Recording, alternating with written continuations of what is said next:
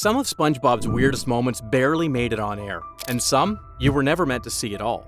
Some of these scenes aired once, some never aired at all. And some were so strange, fans only found them years later, pieced together from old animation cells, storyboards, or some weird DVD your cousin swore he still had. But here's the part that really gets me. It's not just that these scenes were cut, it's why they were cut, and what that says about SpongeBob and the people behind it. Because when you look at what doesn't make it on screen, the stuff Nickelodeon quietly edits out, you start to see another side of the show. A side that's weirder, messier, and sometimes way more honest than the version we grew up with. So to understand it better, we're diving into the scenes Nickelodeon didn't want you to see. And by the end, you might be asking yourself, was SpongeBob always this dark? Or did they just try to scrub that part clean? Let's start with the kind of scenes you did see back in the days, but not anymore. Not every cut scene from SpongeBob is shocking. Some of them are subtle, barely noticeable.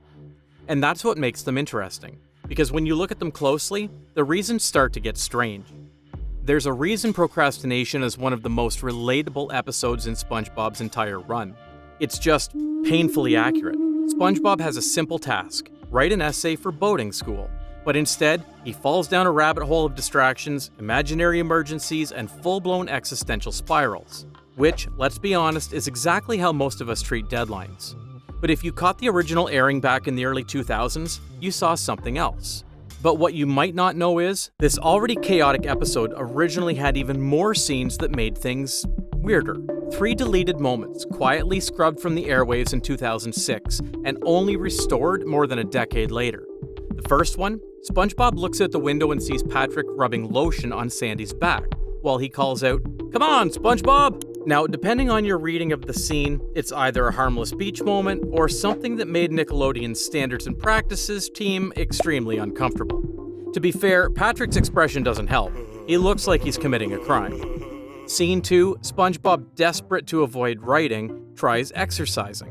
Seems fine, until you realize his nose is bouncing in a way that apparently looked a little too suggestive. Not exactly the legacy you want when animating a kitchen sponge. And finally, the third cut, a car crashes full speed into a brick wall. That's it. Just a blink and you miss it gag. But someone at Nick worried kids might try to reenact it, because when you think easily influenced, obviously the first thing that comes to mind is SpongeBob fans launching vehicles into buildings.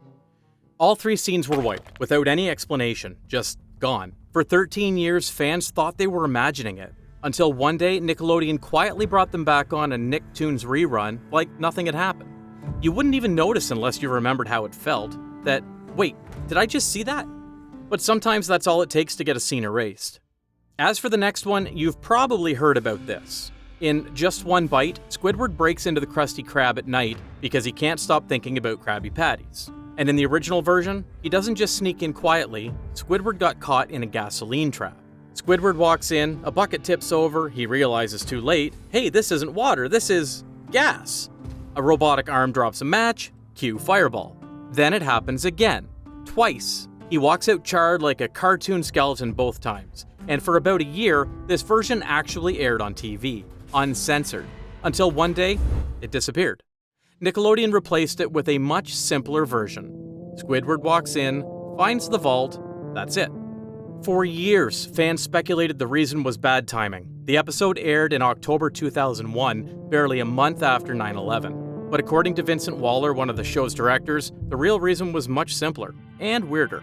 Someone at Nickelodeon apparently just realized, wait, we just showed a kid's character igniting a match over a bucket of gasoline. And yeah, that's kind of hard to explain to the fire marshal. So they replaced it. New version, Squidward walks in, finds the vault. That's it. No fire, no gasoline, no death trap. And here's what makes it so strange. This wasn't even the most violent thing SpongeBob ever aired. The show uses atomic explosions as background noise. Patrick's been turned into ash more times than we can count, but for whatever reason, this was the moment that crossed the line. Was it really about safety? Or was it just one scene too grounded in real danger, too close to something a kid might actually try? Whatever the case, it's one of the rare times where SpongeBob didn't just get censored, he got redacted. As for our next scene, it was more obvious. Most fans remember it as SpongeBob's first Halloween episode. It's got all the early SpongeBob energy, over-the-top costume gags, a little horror, and a lot of chaos. The whole plot centers on SpongeBob trying way too hard to be scary. So naturally, his plan? He carves off the top half of his body and walks around dressed as the Flying Dutchman. Full brain exposure. Classic SpongeBob logic. If you're gonna go spooky, go surgical. And yeah, it works. He walks into the Krusty Krab and everyone screams in terror. Even the Flying Dutchman is traumatized. But originally, that wasn't the ending.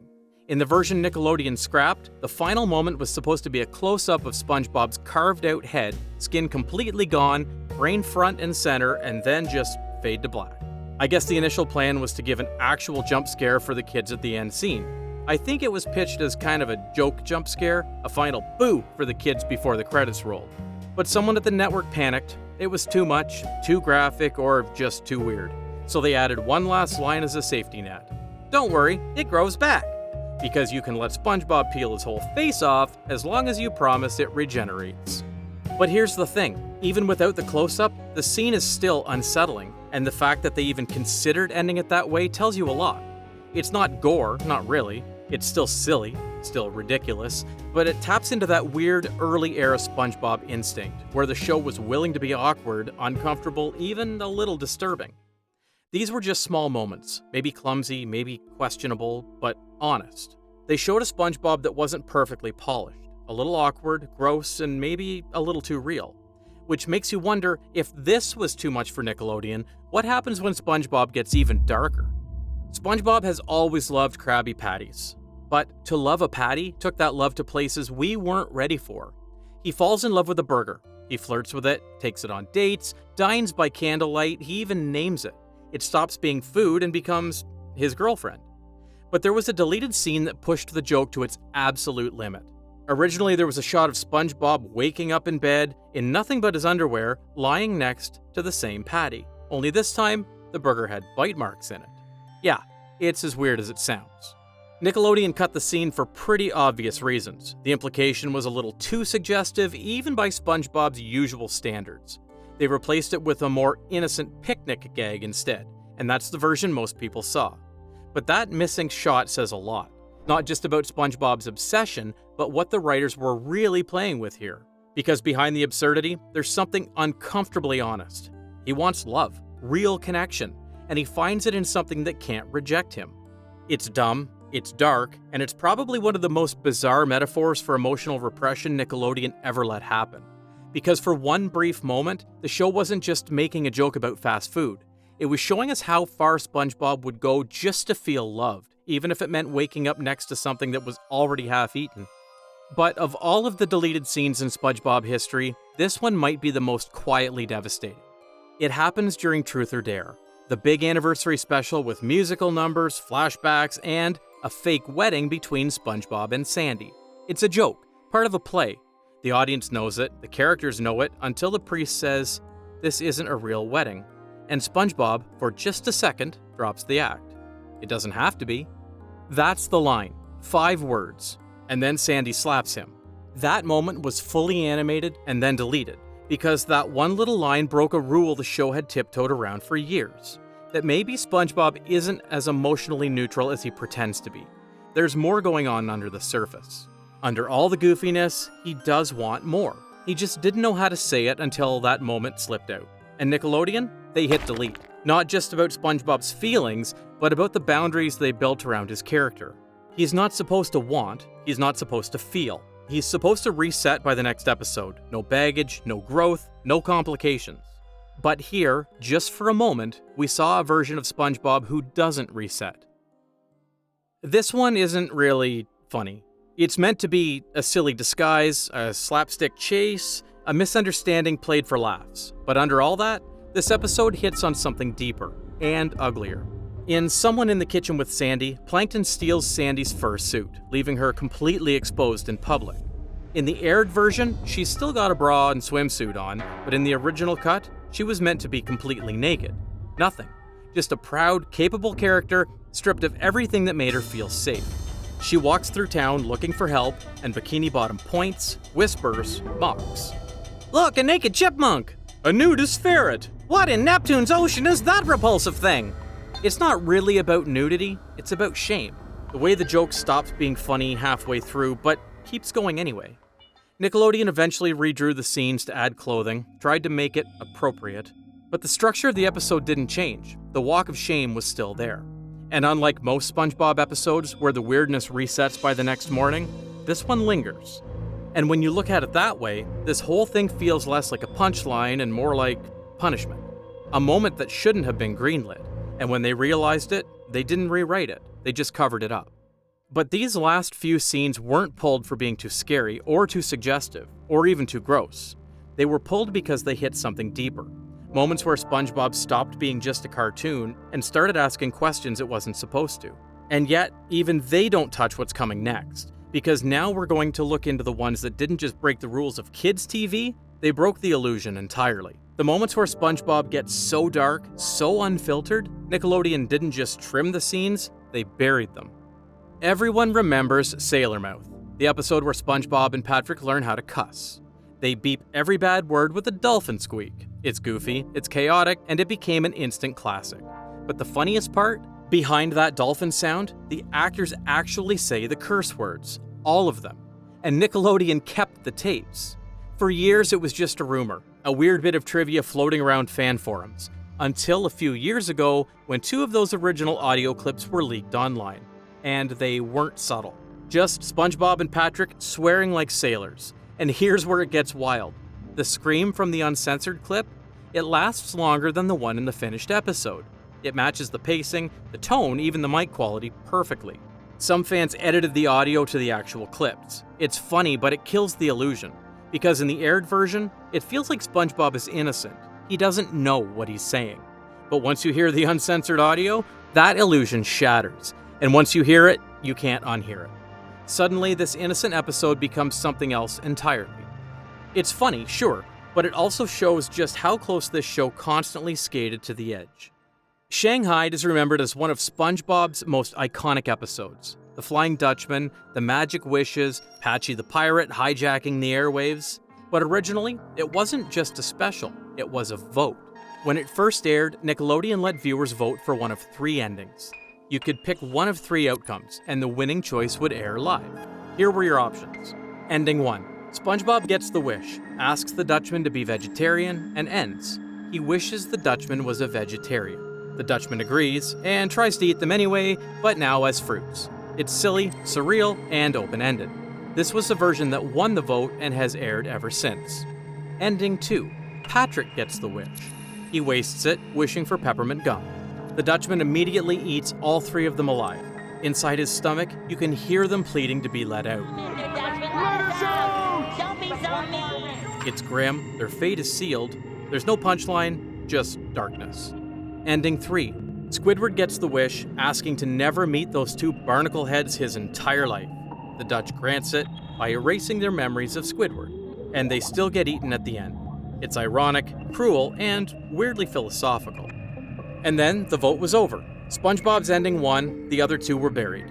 Now here's where it gets interesting. According to sources, the network decided never to air the other endings again, not because they were confusing, but because they were too dark, especially Patrick's. There's something especially haunting about that version. Patrick accepts his fate, he just sits there, chewing gum, trying to enjoy his last moment. Meanwhile, you hear their voices echoing from inside the Dutchman's stomach. Even Squidward's fate, though played for laughs, ends in erasure. His one selfish wish makes him completely alone and forgotten, then eaten anyway. SpongeBob, for all his naivety, was actually the smartest. He tried to outwit the Dutchman, bending the wish in a way that might save them. He still failed, but it didn't doom them. These endings weren't just gags. They were a weird little experiment, symbolic, eerie, and way more thoughtful than you'd expect from a cartoon. And that's likely why they vanished. Because for a few minutes, SpongeBob let the viewers pick their reality. And 2 of those realities were just a little too real. And then there's Red Mist. It was a fan-made creepypasta, a bootleg horror story about Squidward's mental breakdown and eventual suicide. You probably read it online as a kid, or heard about someone who saw the real episode. It was a myth, a hoax, urban legend. Until 2019, when SpongeBob in Random Land aired. In the middle of that episode, there's a quick cut to an image.